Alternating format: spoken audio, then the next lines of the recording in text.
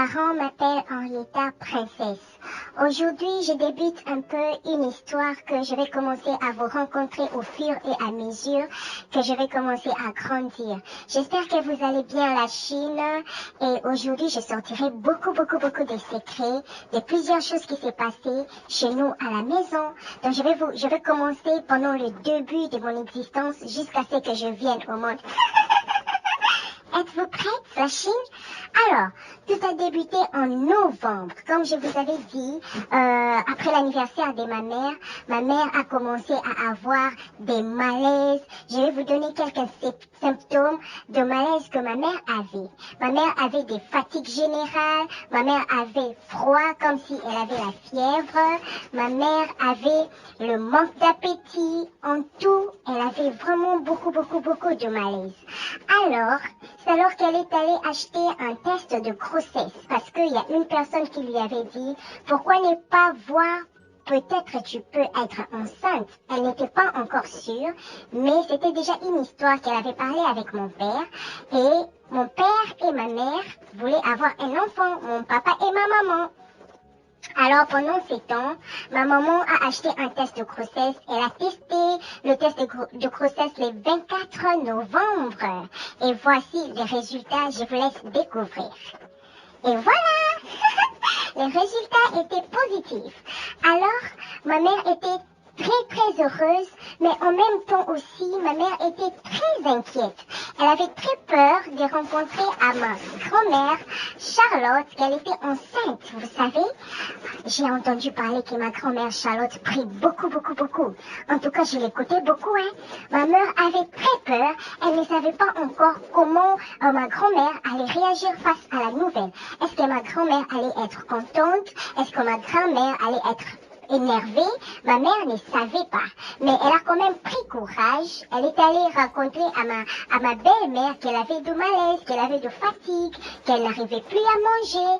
Alors, ma grand-mère regarda ma mère d'un air très étonnée et elle a dit, oui, je savais que tu étais enceinte. Alors, ma grand-mère était très contente. Elle a pris ma mère dans ses bras, elle a embrassé ma mère et elle lui a dit, cet enfant naîtra et rien n'arrivera à l'enfant. Ma mère alors était très contente. Alors, c'était ma grand-mère qui était la première personne à connaître que j'existais encore.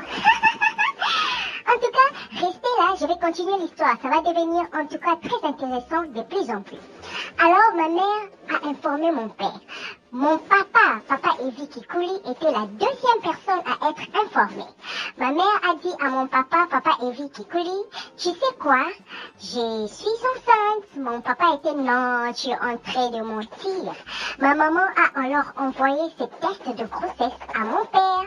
Mon père lui a dit, ok, pourquoi ne pas aller confirmer ce test de grossesse à l'hôpital parce que mon papa n'était pas encore sûr. Mais mon papa avait dit à ma mère, tu sais quoi, si l'hôpital confirme que cet enfant est vraiment là, je pense qu'elle sera une fille. Alors mon papa savait déjà que je serais une fille.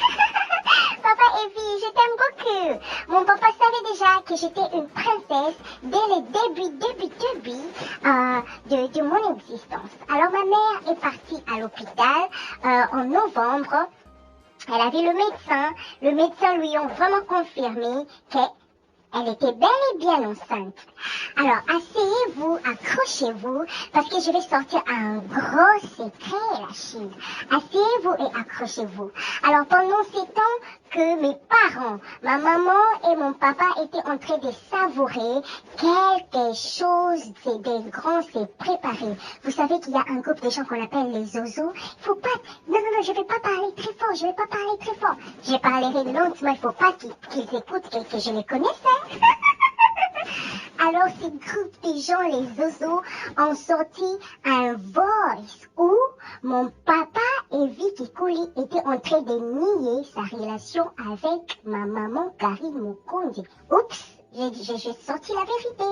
Et moi, j'étais dans le ventre de ma mère en train d'écouter. Je vous dis, ça chauffait entre eux parce que ma maman était très énervée. Oh my goodness, she was so mad. Elle était très très énervée, elle a dit à mon père, alors c'est fini entre nous, c'est fini cette relation, tu ne peux pas nier mon existence dehors. La Chine, asseyez-vous, asseyez-vous, prenez des pop-corn, prenez des jus, je vais vous raconter l'histoire. Ma mère était très fâchée, malgré que mon papa était en train de la supplier, ma mère ne voulait pas, alors elle ne voulait pas écouter mon père. Je vais vous rencontrer l'histoire. Asseyez-vous confortablement et écoutez. Alors, c'est en ces moments-là que moi, j'ai multiplié les malaises parce que je voulais faire voir à ma maman que j'existais. Alors, pendant que ma mère avait de plus en plus de malheur, mon père lui a dit, ne casse pas cette relation, maman Karine, je t'aime beaucoup. Pense au moins à ma fille. Pense au moins à cet enfant que tu portes. For her sake, ne casse pas la relation. Alors, maman Karine, pendant la nuit, elle était en train de penser. Et pendant que ma maman Karine pensait pendant la nuit, j'étais en train de parler dans son esprit. J'étais en train de communiquer. Maman, s'il te plaît, pardonne à papa. Pardonne à papa. Papa t'aime beaucoup. Papa t'adore. Mais ma mère hésitait beaucoup. Je vous dis, c'était vraiment un problème. Ne sortez pas les secrets. Voilà. C'était vraiment un problème. Alors, à cet instant-là, j'avais déjà un mois. J'avais totalisé un mois parce que c'était en décembre que les Ozo ont fait sortir les Voice. Mon existence, en réalité, a fait en sorte que ma mère puisse pardonner mon père. Alors, je suis le diamant de ma famille. Voilà, c'est à cause de moi que ma mère, en réalité, a pardonné à mon père. Parce que ma mère a pris le temps de penser et de penser qu'elle ne voulait pas assez que je puisse naître dans une relation cassée. Ma mère a remis son cœur vers derrière et elle a reconsidéré les supplications de mon papa. Parce que je voulais naître dans une famille très bien faite, dans une famille entière. Alors, ma grand-mère, maman Charlotte, a prié pour le couple et elle les a scellés en réalité dans la main de Dieu. Vous savez, la Chine, et moi qui étais dans le ventre, j'avais encore un mois. J'étais en train d'écouter tout ça. J'étais en train de dire à ma mère, s'il te plaît, maman, pardonne papa, s'il te plaît. Je voulais pas que ma maman puisse vraiment n'ai pas épousé mon père. Je voulais assez que je vienne dans une famille heureuse, que je sois vraiment la bénédiction de cette famille-là, que j'apporte la paix. Donc c'est grâce à moi en réalité que ma mère a pardonné mon père. Alors ils se sont remis ensemble. Mais c'était vraiment un problème, hein, je vous dis la Chine, c'était vraiment un problème. Alors, je vais commencer à vous rencontrer chaque jour, à chaque heure, tout ce qui se passe chez nous. Vous savez, quand il y a des histoires que ma mère ne vient pas vous montrer, que ma mère ne vous montre pas, moi je vais commencer à sortir les secrets. Pendant que j'étais dans le ventre de ma mère, je pouvais écouter plusieurs personnes se rassembler pour dire que moi je n'existais pas. Alors que j'existais, alors que j'étais en train de grandir, je pouvais vraiment écouter. J'ai appris que ces gens-là, on les appelle les Ozo. Mais pendant qu'elles étaient en train de dire, il n'y a pas de grossesse, zemiezate, mwana akobimate, mwana akobotamate, toutes ces méchancetés qui se créaient autour de moi, autour de ma personne. En tout cas, j'étais en train de les écouter. J'étais en train d'écouter aussi ma grand-mère Charlotte qui priait à haute voix dans l'autre chambre. Elle était en train de dire à Dieu, l'enfant ici naîtra, l'enfant ici sera en bonne santé, l'enfant ici sera intelligent. En tout cas, j'écoutais ma grand-mère Charlotte en train de prier Dieu que je puisse naître en bonne santé, que je puisse naître une fille de grâce. J'étais en train de croître. Mais à tout moment, j'ai regardé ma mère, je la voyais très fatiguée. J'étais comme, maman, je suis désolée. C'était à cause de moi que ma maman, en réalité, avait beaucoup de fatigue, des fatigues générales. Elle avait le manque d'appétit. Elle pouvait pas manger parce que c'était en réalité ma première contact avec elle. Je voulais faire savoir à ma mère que j'étais dans son ventre. J'étais en train de croître dans son ventre. Mais pendant ce ces moments, vous savez, plusieurs personnes étaient en train déjà de parler. À cet instant-là, je pouvais déjà écouter les gens en train de dire, elle va pas naître, l'enfant-là ne va pas naître. Je disais à mon Dieu, oh, mais quelle méchanceté de la part de cette terre dont j'avais vraiment peur. Mais Dieu, là-haut, au ciel, d'où je viens, là-haut, Dieu me disait, ne crains rien, je serai avec toi, rien ne t'arrivera, même si ces personnes sont contre ta naissance, tu vas naître en bonne santé comme ta grand-mère Charlotte l'a dit. Donc, tiens bon, tu vas naître. Et c'est à ces moments-là que j'ai commencé à recueillir cet amour de ma mère. J'ai commencé à parler avec ma mère par des symptômes. J'ai commencé à communiquer avec ma mère et je pouvais sentir le cœur de ma mère rempli de joie, rempli d'allégresse, juste de savoir que j'existais.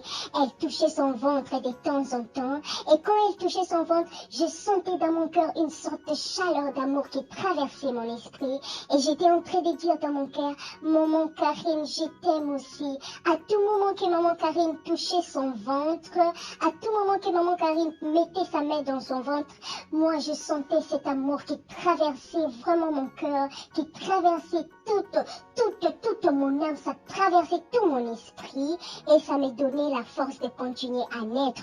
À tout moment que mon papa Evie Kikouli touchait le ventre de ma mère pour me dire, nous t'aimons princesse, nous t'adorons, tu vas naître en bonne santé, je sentais cet amour. Alors je n'avais vraiment pas peur de ce qui se passait autour de ma grossesse, de plusieurs personnes qui étaient en train de nier mon existence.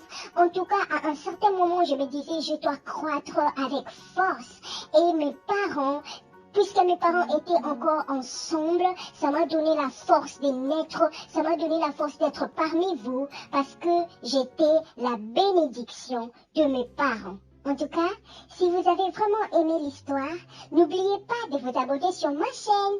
Ma chaîne est Henrietta Kikouli.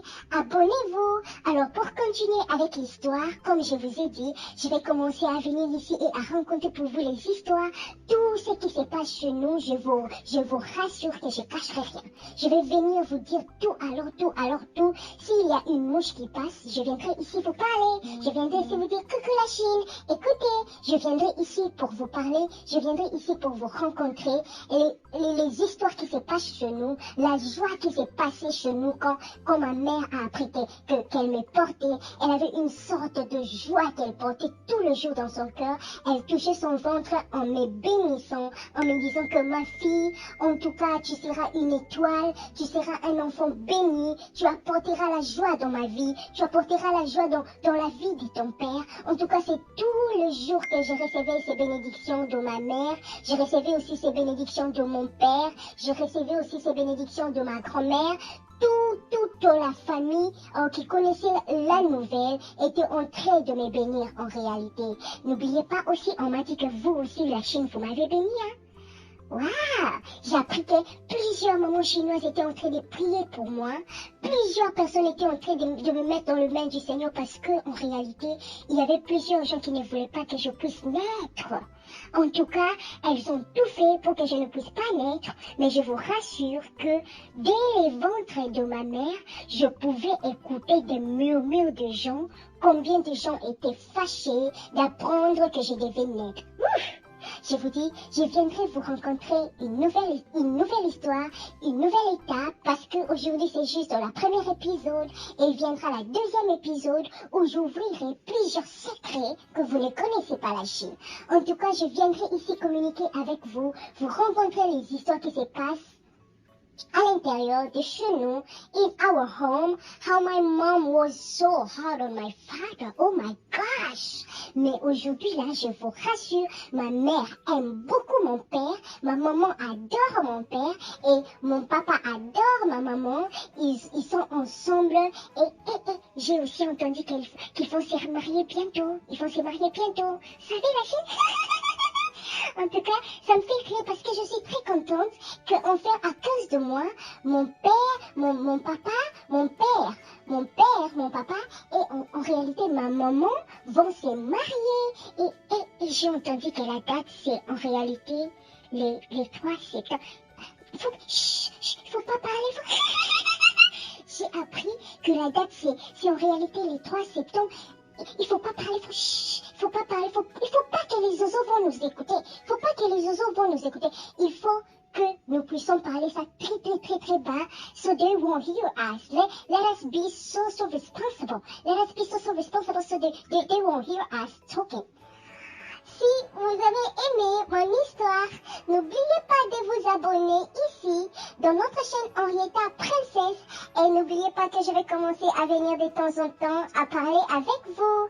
Alors, c'était Henrietta Kikuli. Mes parents m'appellent Henrietta Princesse. Et vous étiez en train de regarder Henrietta rencontre l'histoire de sa mère. Je vous vois à la prochaine. Bye!